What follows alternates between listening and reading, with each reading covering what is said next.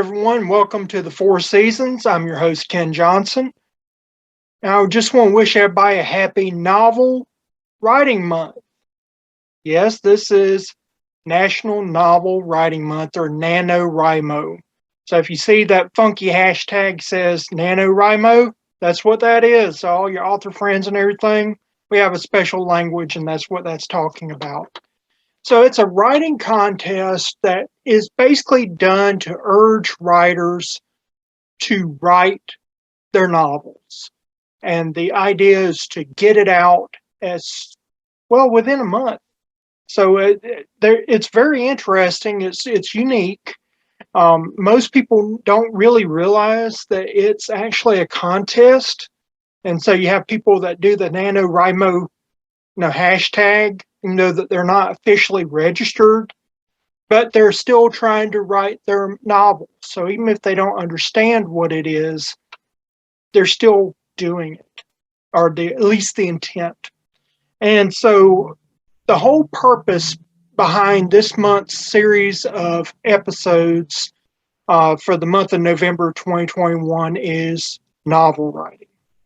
And so this episode is going to talk about pre-planning, which is important because if you don't know what you're going to write about, it's probably not going to be very good. There's a group of people that they like to call themselves pantsers. And that comes from the concept that they write by the seat of their pants. And they believe that it is artistic and challenging and innovative. We used to have another word for it back when I was writing, back when I was in college. We just called them amateurs. But nowadays, that's considered to be trendy. But as I've mentioned before, if you look at the actual statistics on book sales, what all is trendy and happening and is considered to be right for authors and artistic, it doesn't equate into sales. In fact, it's showing that they're producing crap and the readers don't like it.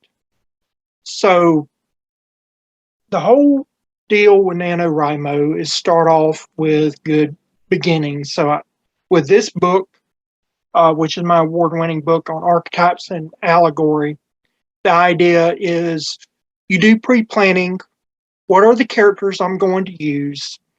And what is the hidden message I'm going to try to portray? And so in my book, I explain how different characters work and how that is handled. There's other books out there. For instance, there's one called The Hero's Journey. It's not a book, actually, as it is a concept, but there's a bunch of books about the hero's journey.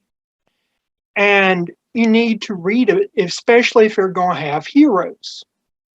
So I highly recommend getting books on hero's journey, archetypes, allegory, plotting, plot lines, plot twists, story hooks, story arcs, all the elements that are foundational to good storytelling. You need to get that done, and you need to do it now, especially if you're going to be participating in NaNoWriMo. In addition, I recommend that you do an outline. Some fictional authors, what they'll do is that they actually do graphs and do storyboards. You can do it that way. But having an outline will help you understand, okay, this is where all the different plot line is going to play out, and this is the scenes I'm going to do, and you can divide it up into chapters. A lot of authors, they come to me and they say, well, how big should my novel be? Well, what is your novel about? What genre? And when they talk to other indie authors, they'll get a number. And then they come to me and I don't give a number. And they get frustrated. And I try to explain to them, the ones giving out the numbers while asking the questions are doing you a disservice. They're probably the amateurs out of the group. I mean, they're probably the ones that's going to hurt you, not help you. And so that's the reason why people pay me money to consult with them.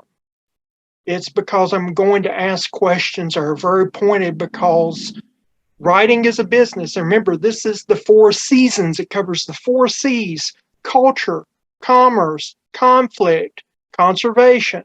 So we're talking about commerce now, because you're an authorpreneur. If you're going to write and get published and sell books, you're a business person. That means you need to act like a business person, not this artsy fartsy BS nonsense that I'm hearing in the indie community. And they're thinking it's cool and trendy that they're selling maybe 40 books a year, when the standard for the industry, just to break even, is 1,000 to 1,500 copies. How are you going to sell that many copies in a year just to break even, when you should be doing it in 6 months? How are you going to do that? That is because of a business plan. And so people say, well, how many words? Okay, what are you going to write? What's your novel about? Is it going to be short fiction? Is it going to be sci-fi? Is it going to be an epic high fantasy? Those word counts will vary drastically.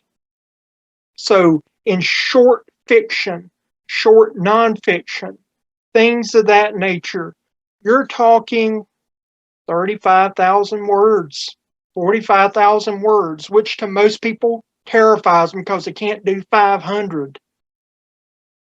And we're talking, several thousand.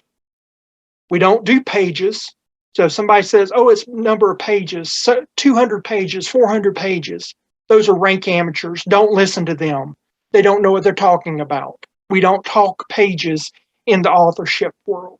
We talk word count, because the pages is determined upon the size of the novel, what we call the trim size. So you can have a document, a manuscript that's so many thousand words. You put it in one size, it's going to be so many pages. Put another, it's going to be drastically different. It may double or triple that amount. So we don't talk pages. Pages are useless. So we don't consider that. Instead, and another thing is, if they talk about pages, I always like to trip them up and say, oh, are you talking pages or are you talking leaves? Because most people don't realize in the industry, because a lot of them are just, again, rank amateurs. They don't know that the actual physical pages in the book are considered leaves, and the actual one side and the other side, those are considered pages. So a lot of people don't even realize that. So that's something I do when I really want to be a jerk and I want to kind of let them know they really don't know what they're talking about, especially if they try to diss me when I'm trying to help somebody. I'll throw that one in just to let them know that, they're dealing with somebody who knows what they're doing. And so you need to think about it. What's the word count? If it's sci-fi, it might be 120,000 words. I've seen it. I know a guy that you ask him how his day is, he writes so many sci-fi books, he gives you his word count. So I ask him, how's your day? Oh, I only wrote, 1,000 words today. I'm like, I'm sorry, man. I hope your day gets better. But if he says, oh, I was able to do 10,000 words today. Oh, okay. Well, that's good. Good. I'm glad. Happy for you, man. But he's a professional author. And so that's what you have to think of when you're an author. What is the number of words and what am I writing? What does my readers want? You write 120,000 words for just a simple novel about some country girl living in rural Alabama, probably not going to get many readers. You write a kind of a romantic comedy, probably not going to work with 120,000 words, but you can get away with it with space opera. Generally speaking, a novel will run about 60 to 65,000 words at minimum and go about 80 to 85,000 words maximum. That is a very general word count. You need to look up your genre and find out what your readers want. Another popular trend, and I'm not going to say that it is amateurish. I do use that word a lot because it ticks me off that people do not treat writing as being a business. But there is a trend that you do what they call cross genres. And there's not enough information for me to make an informed decision whether or not this is a good idea or not. And so in those cases, you need to kind of consider what those genres are and what the industry standards are for those genres.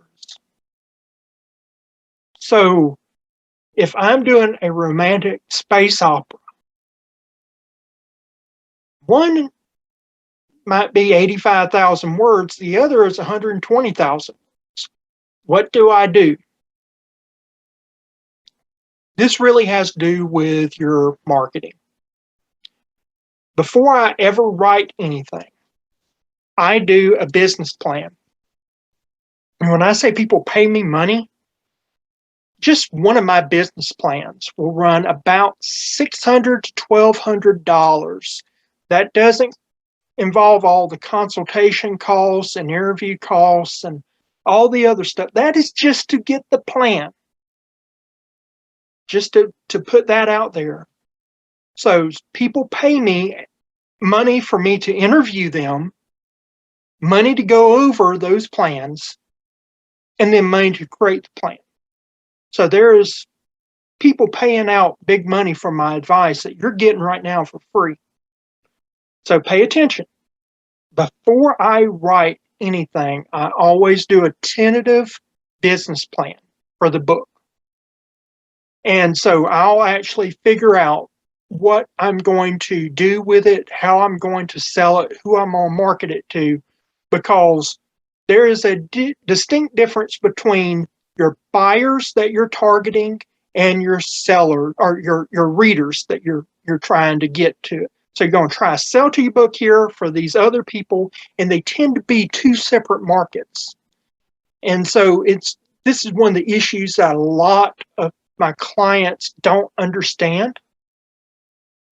That when I try to explain to them that it's really hard, and they're going, but I want to be artistic. Okay, you can be artistic, but you also have to be a business person. And that means you go after the person with the money so you can get the books into the hands of the readers, because, they may not have the money, or they may not be where they would be exposed to your reading. So in the case of the romantic space opera cross-genre novel that you're writing, who are you going to market it to? Are you going to market it to somebody that's going to be buying it for romance readers? Well, if it's romance readers, gear towards the 85,000. But maybe they're gearing to the sci-fi. You're closer to the 120,000. Or one of the other things that you can do is say, I'm going to be marketing equally. In those cases, there's two ways to approach it. The one that most people gravitate towards is they say, I'm going to go and I'm going to add the two up and then divide by 2, and that word count is what it's going to be. It works, sort of, For the romance people, it's too much. For the sci-fi people, it's not enough. I do something different. I actually say, go smaller. If you're going to be marketing to multiple groups and you've got a dynamic enough plan that you can do multiple marketing types, it is easier to market a smaller book and cheaper to produce a smaller book than it is a larger book. There is something to be said for smaller books. And so I would say gravitate towards 65,000 words. It is small enough that you can reach customers that may not normally buy a romance book. They may not normally buy a sci-fi book because they're too much. And that's what we're finding a lot, is that people have just given up on reading. As I've said before, estimates say conservatively there's over 6 million books out in the market. And as self-publishing has become more and more popular, we see those numbers plummet from the 1980s to more than, or actually less than half of all book buyers now buy books. Adult book buyers, that is. So you've got less people buying books every year. And what we are also finding is the vast majority, they're buying actually more than 70%, roughly about 3/4 of the market is buying nonfiction. So they're buying from authors like me. They're not buying fiction. They're not buying novels. And so the tastes have changed. The faith in authors has changed. There's too much crap books out there. Poorly edited, bad storylines, bad characters. Everything that you can do wrong has been done wrong and in spades. So sometimes, and this is a gut feeling, especially if it's YA, especially YA, because that's where these cross-genre really takes hold. And that's also where some of the best writing has been lately. I will say, drop it down. Do no more than 70,000 words. 75,000 max. Keep it small. Because a lot of people are going to be entering into this genre or entering into reading, and you've got something that they can take with them that's very easy to hold. It'd be very inexpensive as an ebook. Once you hook them, they'll want to get the book. They probably want to get the book signed. And if you're going to write a 120,000 word novel, you can now split that up. If you do 60,000 words, 65,000 words, you could actually start breaking it up and start working towards a trilogy.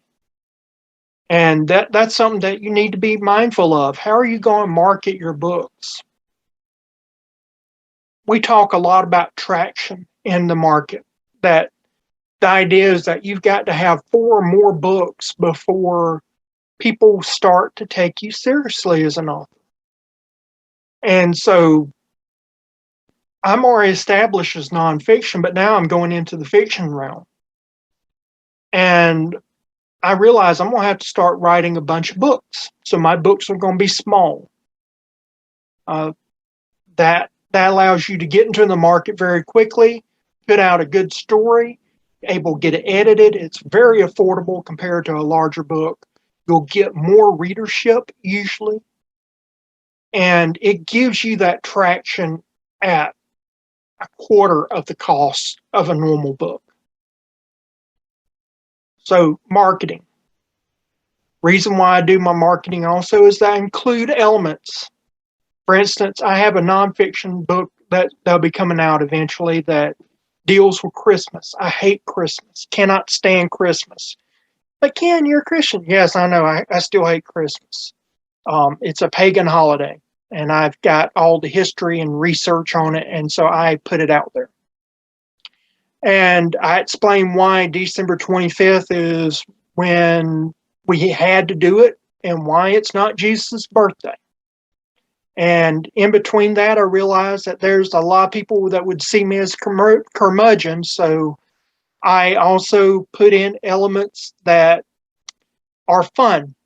So I put in alcoholic beverages and drinks and the history of drinks and the history of fruitcake and all this, the fascinating history of artificial trees, which it's really fascinating. You're blown away by it, but most people would never think about it or never write about it. And so when I was writing this book, one of the things I did is I put a marketing plan into my outline. And so I started talking about places that I wanted to sell my book. So there's like this one place in New Orleans that I really wanted to sell my book. So I included that place deliberately. There's people I put in this book. Not only do I believe that these people are fantastic authors, but I put them in there because they're great entrepreneurs. And I knew that they would say, hey, look, this author put me in as a prime source. So they were doing free marketing for me. That's the benefit of doing your pre-planning. You need to do that.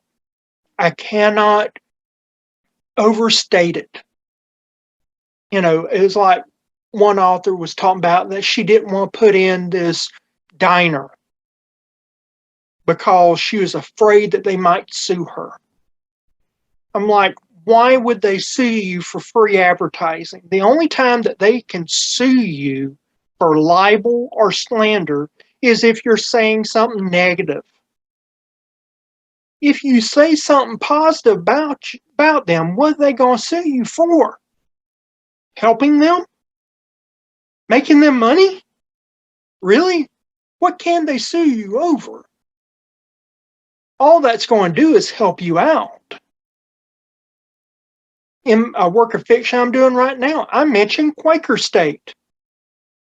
Why did I mention Quaker State? Because it is a brand that I want them to look at this and say, you know what? We could we can give these books away to people. Again, like I said, your buyers may not be your readers. So in my marketing plan, I'm going to go to Quaker State. And I'm going to try to get them to buy my books and give them away. It don't hurt. What's the worst that could happen? They say no. I still got a great story using Quaker State in my paranormal fiction book. It is what it is. But if I didn't put it in the book, though, if I didn't pre-plan for success, why would they ever buy my book? Now I have an opportunity for sale. So think like a business person. Have a business plan in place before you write. Set up your outline.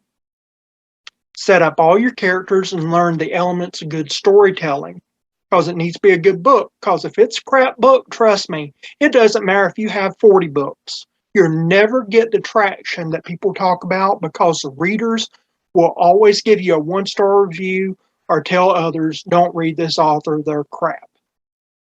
And that's what's happening. So you still got to be a good author. Don't get me wrong. But you also have to think as a business person. So speaking to you, not only as an author, but somebody with an MBA, I'm telling you, plan ahead. Plan for success. Try to envision how you're going to take this book to new markets. And then incorporate those elements into that book. Afterwards, you'll revise that business plan. That's what we'll talk about later. So I hope this episode has been helpful. And as always, I like to leave with opportunity for you to buy things. Uh, I'll later on, I'll probably be bringing in some of my artwork. I am a heritage artist. I paint on feathers. That's something that I do. Most people don't realize I won awards for it. And so I'll be talking about that and showing that later on. But as usual, I want to bring up my wife. Her name is Tasha. She owns Toshana's Creations. She does shirts, tumblers, coffee mugs, you name it, prints on them, does fantastic work at an affordable price. And so if you're needing a stocking stuffer for Christmas, I highly recommend that you go to her website, which is down below, and she will definitely take good care of you. You won't break the bank, but the people that get these gifts will think you did. The tumblers, they're high quality. It's not that epoxy nonsense that, you spend $60 on something you can't put in the dishwasher. This is all dishwasher safe. It will not rub off. It won't go away like that Cricket vinyl garbage on cups. It's all high quality stuff. So I highly recommend that you purchase from her. I always talk about my friend Ricky Wallace. Go to Wallace, Knifeworks, and Homestead. This is the neck knife that I've shown y'all multiple times. Again, Ricky repurposes materials and makes high quality knives. And so I highly recommend that you go to his website or his YouTube channel, like and subscribe to him. Like I said, he is genuine through and through. He works out wonderful deals. So if you got some, maybe it's metal, maybe it's some wood staves, maybe it's antlers, whatever. He does partial trades so that you can get the price down a little bit. He does all sorts of neat stuff. And trust me, if you're wanting a unique gift, you can't find a better person to get that gift from than Ricky Wallace. Of course, with me, like and subscribe as well, because you make all the difference. This is my opportunity, my expression of thanks to try to reach out to my audience, people that read my books and care about what I write, talk about, and think. This is time for me to interact with you, to share my knowledge, share my expertise, try to help in any way I can. If you have any questions, any suggestions, comment below, and I'll definitely get to them. I know that, as I've said before, that I'll get to them. I just got to get a list up, and I'll actually have a episode, hopefully very soon, where I address those issues. And of course, go to any place that sells fine books and buy A Quick Guide to Archetypes and Allegory. It's an award-winning book. This is just one of many that's won, but you can get it Amazon, Books a Million, Barnes and Noble, you name it. It's sold all over the world. So if you're not in America, don't worry, you can get it in your country. And if you go to ebook lingo, ebooklingo.com, I have my book at a fantastic deal that you cannot find anywhere else. So that is another opportunity if you just want to get the ebook version first. Of course, if you always want to buy from me, you can contact me and I will work out the shipping and handling costs, and you can get an autographed copy directly from me. As always, thank you for watching. Have a great day.